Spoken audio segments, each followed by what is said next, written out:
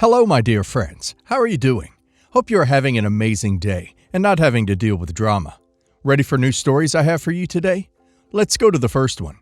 And don't forget to listen to the end of the story, guys, to hear my insights. Enjoy the stories, and don't forget to like and subscribe. And of course, don't forget to leave a comment. I'm 25 female, and until recently, I lived in my parents' house. It wasn't one of those situations where I mooched off them rent-free. I paid actual rent every month, on time, without fail. Sure, it was less than a full apartment in the city, but it wasn't pocket change either. I worked full-time, kept my space clean, and respected the fact that I was in their house. For 3 years, it was fine. No drama, no serious arguments.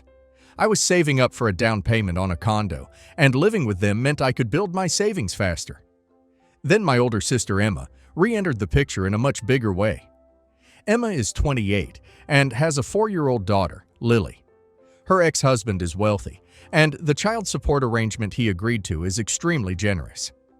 Honestly, Emma could live quite comfortably on it, even without a job, and she does, except comfortably for Emma means not working at all. She's never been career-oriented. Even before Lily was born, Emma hopped from job to job, quitting when she got bored, claiming she was meant for bigger things or too stressed to deal with low-paying dead-end work. My parents have always treated Emma like the golden child. Growing up, she got the newest clothes, the latest phone, extra spending money. I was the independent one who didn't need as much. She could do no wrong, and I learned early that my parents would bend over backward to make her life easier. Now, post-divorce, Emma has what I can only describe as a luxury leisure lifestyle. Her weeks are filled with manicures, pedicures, lash extensions, hair appointments, facials, and self-care days at spas. She shops for expensive outfits she wears to dates with men she meets online. She's been very open that her goal is to marry up again and find someone who can provide the lifestyle she deserves. The problem? Lily. Lily is sweet, affectionate, and full of energy. But Emma treats her more like a prop than a priority. When Emma has a date or an appointment, she needs someone to watch Lily. And 99% of the time, that someone was me. At first, it was occasional. Can you watch Lily for an hour while I get my nails done? I'd say yes, because I love my niece and it didn't seem like a big deal. But those one-hour favors became regular. Then came entire evenings, then Saturdays, then overnight stays because Emma had plans, and it's easier if she just sleeps over. There were weeks when I spent more evenings babysitting than I did enjoying my own free time. I'd come home from work tired, ready to eat, maybe watch a show or go out with friends, only to find Lily in my room coloring, Emma halfway out the door with a quick, "Thanks, you're a lifesaver."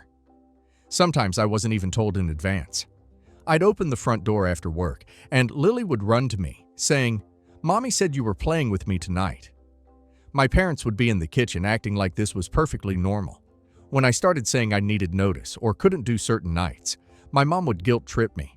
"You know how hard it is for single mothers. She needs support." My dad would chime in, "We all have to make sacrifices for family." I'd point out that Emma wasn't exactly working 3 jobs to put food on the table. She had more free time than anyone I knew. She could pay for a babysitter if she wanted to. The response? Silence or, "It's not about the money, it's about family helping family." The final straw came last month. Emma had a big date night planned with some new guy she'd met online. She wanted me to watch Lily from Friday afternoon until Saturday morning, because it's easier if she just sleeps over. I told her I already had plans. She pouted but didn't push, at least not directly. That night, my parents called me into the kitchen. My dad started, "If you're not going to help your sister when she needs you, we'll have to rethink your rent." I stared at him. "Rethink it? What does that mean?" Mom jumped in. "You pay below market rent here. If you're not contributing in other ways, it's only fair to raise it." It hit me like a punch. The other ways I contributed: babysitting. They were literally threatening to make my housing more expensive unless I agreed to be Emma's unpaid, on-call nanny. "So you're saying I have to either watch Lily whenever Emma wants or pay more?" I asked. My mom didn't even hesitate. "Yes, times are tough." Something in me just snapped.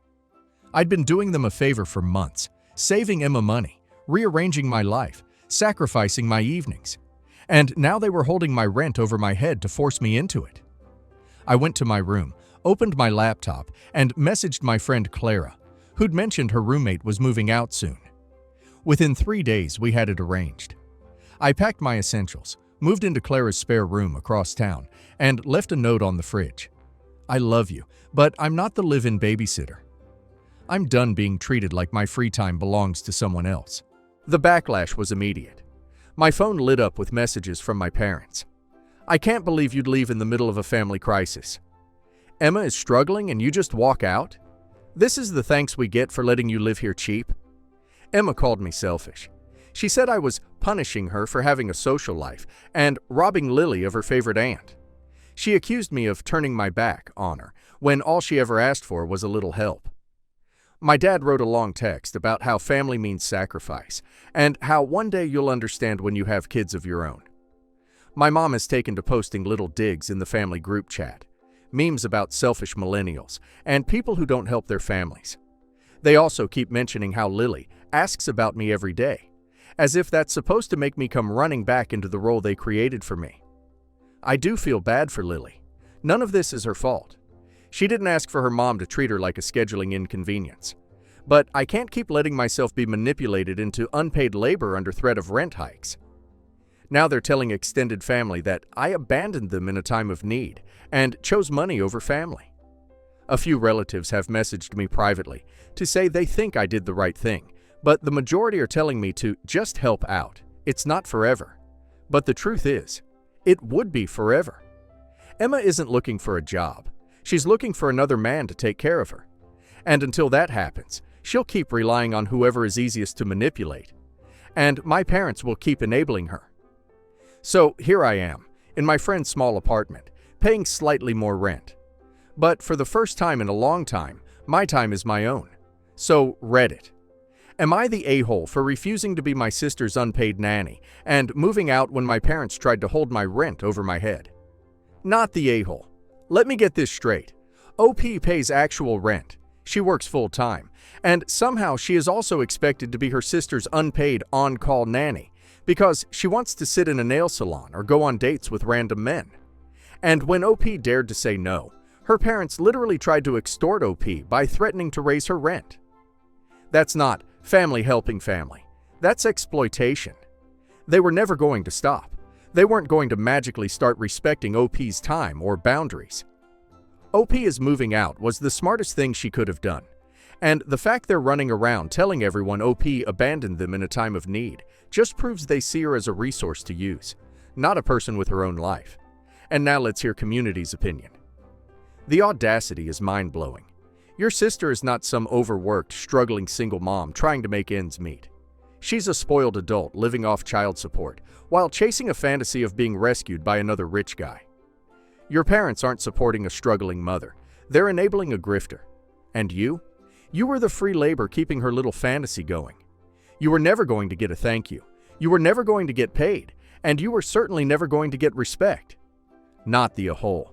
And good on you for walking away before they drained you of every ounce of free time you had. Not the a-hole. This is the classic golden child enabler dynamic. Your sister gets to live a pampered life. Your parents bend over backwards to accommodate her. And you, the responsible one, get guilt-tripped into doing the work she refuses to do. Babysitting isn't a small favor. It's labor. And they were holding your housing over your head to force you into it. That's coercion, plain and simple. They don't get to dictate how you spend your free time just because they charge you below market rent. The moment they turn this into a financial threat, you are right to get out. You owe them nothing. I'm laughing at the time of need comment. A time of need is when someone loses their job, gets sick, or faces an actual emergency. Not when a 28-year-old with a steady income from child support wants to get a facial and go on Tinder dates. Your parents and sister aren't mad because you moved out. They're mad because you took away their free, reliable childcare. They have to either start parenting Lily themselves or pay for a babysitter. And that's the real crisis for them, not the a-hole. In fact, I'd block their numbers for a while and let them figure out how to survive without your unpaid labor. My 41 female. Younger brother Brian, 35 male, married Amy, 34 female, 11 years ago. I really like Amy. She and I have a lot in common, and we became friends pretty quick. Brian and I have always had a somewhat tense relationship, stemming from a messed up traumatic childhood. But our relationship improved when he and Amy started dating. When they got married, I was super happy for them. Amy had a young child, Jenny. Jenny was 2 when they met. I immediately accepted Jenny as my own niece, and when Brian and Amy had 2 more kids, Aaron and Candace, there was no difference between the 3 of them in how I treated them. We had fun when I'd visit, and now that I live a little further away and they're older, we play games online, chat, and I stay engaged. 3 years ago, Brian and Amy got a divorce. I didn't take sides, and I didn't change my relationship with any of the girls. They're all still kids I care a great deal about. Amy got full-time custody, and Brian sees them fairly regularly. 2 years ago, Amy reconnected with a guy she dated in high school, and they hit it off. And now there's a new child, River. I've only had one chance to meet River, given the virus situation, but I treat her the same as her sisters. She's my newest niece. I asked Amy for River's social security number so I could get her on my life insurance policy. It's a $500,000 policy offered through work. Amy thought it was kind that I'd accepted River so completely, and Jenny, Aaron, and Candace all seem to be pretty happy that we're family too. Adding River to the policy seemed practical, and I mean, I'm not exactly planning on dying anytime soon. Anyway, Brian moved in with a girlfriend he hadn't mentioned, Janet, 26 female, about 6 months ago. Hadn't met her before, didn't even know she existed. Apparently, Janet has a baby, Michaela. Brian contacted me to ask me to put Michaela on my policies and take off Jenny. I let him know that I'd like to meet Janet and Michaela first and build a relationship. Also, I wasn't going to take Jenny and River off the policy. If anything, Michaela would be the 5th niece added. When I mentioned that River was on the policy, he blew up. Apparently, he thinks that only my blood relatives should stand to receive benefits if I die. He's making this huge deal about it, saying if I don't put Michaela on the policy and take off River and Jenny, I don't get to meet her. And he threatened me with going no contact. I told him that's unfortunate, and I'd be sad to miss out on his life and Janet's and Michaela's. But also, if he feels like he needs to do that, so be it. He also tried to tell Amy that I don't get to chat with the kids anymore, and Amy is having none of it. Basically, he can be as pissed as he wants to, but she's not going to get involved in the issues between siblings, nor is she going to deprive the kids of an adult who cares about them. I don't think I'm the a-hole here, but the intensity with which Brian's coming at me is just a lot. Not the a-hole. A life insurance policy is there to take care of those you care about and need it. It's up to you to decide who that is. Your brother just wants to stick it to his ex one more time. If your nieces get hurt in the crossfire, he could give a flying fart. Amy understands family is more than the length of a marriage contract. Stick to her and the kids. It's too bad about Michaela. Her father is a jerk and decided to alienate you from her life. Just out of spite, I'd open some 529 plans up for them, then send him a screenshot. Not the a-hole. Your brother is being entitled, controlling, and kind of scary. I understand why Amy left and got full custody. Outside of that, your policy, your choice. It's sweet that you're so good to the kids regardless of blood. Not the a-hole. Your brother doesn't get to dictate who does and does not get to be designated as beneficiary. Petty me would tell him he's right. All the kids are no longer on the policy, and I would find a charity that is most offensive to him and tell him that's where the money is going to go. Do what you want, but make sure you have a will and an executor who will follow your wishes and make sure your brother can never get his hands on this money. I, 42 female, got married 4 days ago. I'm sadly writing this during my honeymoon. I've been with my husband, 45, for 4 years. My husband has a daughter, Shayna, 19. I had asked Shayna to be one of my bridesmaids. Her mom passed away when she was young, and I've always tried to have a connection with her, but she was always very against me. She's tried pinning us against each other for as long as I can remember, or she's just not friendly to me. I've tried engaging with her in things I know she liked. I tried helping her with college tours. She actually spent 3 days at her grandmother's when she found out her father proposed to me. Nothing seemed to work, till I asked her to be my bridesmaid. She was very excited, which I was shocked by, but took this as my opportunity to bond. I chose a light blue for my bridesmaid dresses, but let them pick the dress. And my husband bought Shayna's since she's in college and only works part-time, and was worried she wouldn't be able to afford an elegant enough dress for our wedding. My husband was very excited about his daughter being in the wedding as well. Day of the wedding, I have 2 other bridesmaids, my sister and my best friend. I'm getting my makeup done, and they come up to me and whisper that I have to see what Shayna's wearing and to stay calm and not ruin my day. So I marched down to the room Shayna was in to see. She did not have the dress we bought her on. In fact, she had a white long fluffy dress on, very similar to a wedding dress.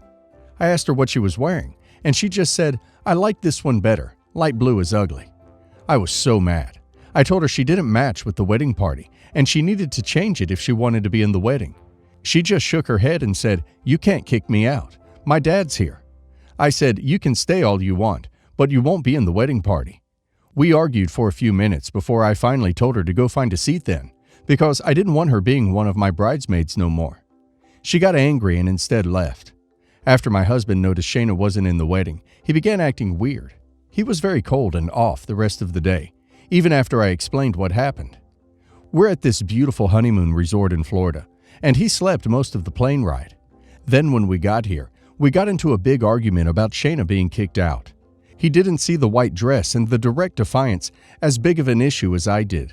She had texted him this BS excuse about how she didn't think it'd be an issue and thought it'd be okay.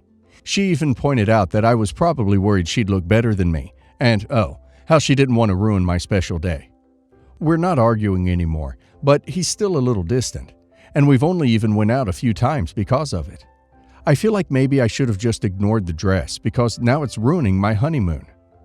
She tried a power play thinking you had no choice. You chose, and she lost. Sadly, you were unable to talk it out with your fiancé before the actual ceremony, so she may ultimately win by breaking up your marriage. You and your husband need to talk this out with a professional so he can get an outside opinion. She is 19 and knew exactly what she was doing, not the a-hole. Not the a-hole. She planned this. As soon as you asked her to be a bridesmaid, she said yes and started plotting her big entrance on your wedding day. His daughter is top-shelf a-hole, and if he can't see that, I'd honestly reconsider that marriage. His grown adult daughter tried to upstage you at your wedding. That's just disgusting behavior, and your husband needs to get his head out of his butt and have your back on this and every other attempt at driving a wedge between you. She's basically one of those people who doesn't want the surviving parent to ever find someone to spend their life with. She'll be perfectly happy being the only woman in his life, even if that means he grows old alone and lonely. She is selfish and toxic. This would be my hill to die on. She would have to apologize profusely, or she would not be welcome in my house. Your husband did a crap job raising this brat. Tell him to handle it. Not the a-hole, but I'm petty enough to have the girl walk down the aisle in the white dress. A couple reasons for this. 1, she'd face off with nasty looks and comments from friends and family for her shenanigans. Most families would call her out directly for her behavior. And 2, your husband would have seen the dress and her ploy to ruin your wedding, and it would have caused less stress on your honeymoon. But again, I'm petty as duck. I, 26 female, am the black sheep in a family of academics. My mom and sister, 30, are doctors, and dad has a PhD, and my brother, 29, was the high school valedictorian and is now an extremely successful engineer. I, on the other hand, barely graduated high school. When I told my parents I hadn't enrolled in community college like they wanted, they threw me out and told me I wasn't welcome home until I was ready for college. I moved in with friends who were going to the same college and had rented a house. I worked to cover the rent and got really into computer programming in my spare time. A year later, I landed my first software engineering job. I went back to my family, thinking they would be proud. But they all mocked me for only making $20 an hour, when my brother had just graduated with a computer science degree and was making $100,000 a year. I learned everything I could at that job, and a few years later, I got an amazing job offer as a senior software engineer. I continued to work my way up, and I make $150K a year now. It's a bit below market rate for a software engineer with my experience and skill set, and I'm sure I could earn more if I had a college degree. But I'm happy, zero regrets. The only person in my family that I've made amends with is my brother. I tolerate the rest of them, but don't voluntarily spend much time with them. None of them ever really got over me not going to college, and the worst is my grandpa, who brought it up constantly when we were together. It got to the point where I straight up refused to see him in the last few years of his life. After I cut him off, the rest of my family stopped bringing it up so much, which improved our relationship. Which brings me to my situation. My grandfather died right before virus hit, and I ended up with about $150,000 from him. The will said he wanted me to use it to pay for school. In my opinion, inheritance should be a gift, not a way to control your relatives from beyond the grave. I also didn't really appreciate my grandpa using his final words to remind me that I'm just not good enough. Anyway, I'm maxing out my IRA and 401k this year. I put a lot of the money toward paying off my house, but I'm also planning on taking a hugely expensive trip around Europe. I already spoke to my boss, and they're willing to give me a 2 months leave, and I would have gone already if virus hadn't hit. YOLO and all. My family apparently was under the assumption, without ever asking, that I was waiting for virus to be over before I enroll in college. I was shocked when my mom brought it up last week, and without thinking, I told her I'm going to Europe instead. Now the whole family, except my brother, are saying I'm an a-hole for not honoring my grandfather's wishes. And if I really felt that way, I shouldn't have taken the inheritance, and blah blah blah. I don't want to take 4 years away from my job to get a piece of paper that I've found success without. Am I the a-hole? Not the a-hole. If the money is already in your account and didn't stipulate that you couldn't have it if you didn't enroll in college, then do what you want. You can't please everyone, and it sounds like you're doing well for yourself despite what your family says. Enjoy life. Not the a-hole if this is authentic. It doesn't matter where you are at in regards to your income, so don't try to justify your decision. The money was given to you and not placed into a trust with specific instructions on how it is to be used. Your grandfather made a request that you get a degree, and that's all it was, a request. Rolling your eyes like that over his will was a bit of an a-hole thing, but you have been chased around with this your entire adult life, so I understand to a certain extent. But you might want to consider at least trying. I'm not saying quit your job and become a full-time student, but try to take 1 or 2 classes a semester for a year to see if you could tolerate or maybe even enjoy it. College is vastly different from high school, and you would also be looking at this from the viewpoint of an adult. Not the a-hole. It's your money. Use it for what you want. Of course, your family is saying you shouldn't have taken it. That would have made their shares bigger. Ignore them. Opinions are like buttholes. What would you stand to gain from going to school other than a piece of paper on the wall? $150K a year is a fortune for like 90% of the people in the country anyways. Enjoy your trip. I, 24 female, am finally 12 weeks pregnant. It has been 12 weeks of excitement and nausea and impatiently waiting to tell my parents. My husband and I are ecstatic. We've been trying to get pregnant for almost a year, and it was starting to feel like it wouldn't happen. We had a pregnancy loss in the past, so we decided to wait the whole 12 weeks to announce. The day came, all checkups were good, and I could tell my mom. It was great. She cried, I cried, we all cried. I felt absolutely blissful, and mostly still do. After my parents, his parents, both sets of grandparents, etc. I called my brother, 33 male. He was really happy for us, really happy that his kids would get cousins. We talked on the phone for an hour. We joked about the fact that I wouldn't be able to drink at his upcoming wedding, which is 3 weeks away. This is where I might have ducked up. The day after, I posted it to Facebook. We visited or called anyone who we wanted to tell personally, and Facebook was an afterthought. The next day, my mom calls me really upset. Apparently, my brother had called her and had ranted about the fact that we announced the pregnancy right before his wedding. That their whole wedding would now be about me being pregnant, and I would steal the attention from his fiancée. He was specifically pissed that I put it on Facebook. It's been a couple of days, and apparently he's still pissed. I tried calling him and he wouldn't answer me. Should I just let it go and see if he calms down? Maybe my mom shouldn't have repeated what he said since he was just venting, but he upset her quite a lot. She's not the appropriate person to vent to in this situation. Mostly, is 3 weeks an appropriate time away from the wedding and the Facebook thing? We don't have a huge overlap in Facebook friends. I already talked to most of the family who would be attending his wedding anyway. Should I apologize? Am I the a-hole? Not the a-hole. He is probably getting an earful from your future sister-in-law. He probably was fine with it. Not the a-hole. He's worried about all the people who A. weren't already told by you, and B, are Facebook friends with you and your brother, and C, will be attending the wedding. That has to be a tiny number. It's ridiculous. Not to mention, it's just more joy at the wedding, not a competition about what's more important. Not the a-hole. Despite what some bridezillas and groomzillas seem to think, the happy couple doesn't get to own weeks or even months of the calendar in which no one else is allowed to have life events. They get to be the center of attention on their wedding day, and that's all, one day.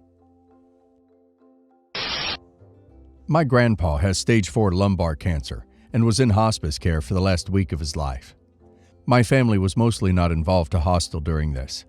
Anyways, we found out Grandpa had cancer 2 years ago. My family started to act like lunatics, but not in the way of concerned family members, but like performative a-holes. The only ones really caring were my cousin and I. You know the movie Knives Out? Like that. Every conversation, they brought up the will and asked him to give them their share as to avoid paying inheritance tax. Then, when the cancer progressed, he said he didn't want interventions and just wanted to live his last months in peace. But because there had not been any adjustments to the will, my family was pushing for a court order to further treatment. While that was happening, my aunt moved herself into the house. My cousin later told me it was so she could make claims on it after he was gone. She is not a medical professional, but she made him go keto and paleo. He was too weak to fight her on that. So my cousin and I started to go over and take him out. But instead of taking him to the park, we would take him to the horses, cinema, pubs, etc. Basically, he had a bucket list, and we would sneak him out to do that. We would also sneak in foods he wanted, and the night before he went to hospice care, we shared a few glasses of whiskey with him and a cigar. That night, he told us we were the sole inheritors of his estate, with our oldest cousin being the executor of it. He asked us not to say anything. He just needed us to sign something. He passed away a week after. When our parents got wind of the situation and that they had only been given $5,000 each, all hell broke loose. Our parents are really mad at us. They have kicked us out and are saying that they are going to cut off contact if we don't do the right thing and give them what's theirs. Are we the a-holes for not telling them about anything and not giving them their share? Not the a-hole, not even a little. But the rest of the vultures sure are. Live your life free from them, knowing that you have the means to do it.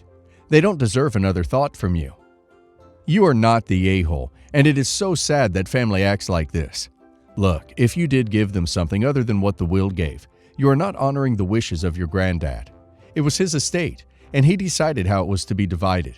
Honor him, and do not give in to greedy family. They suck. Absolutely not the a-hole. Your family sounds like the worst, and it may be best to distance yourselves.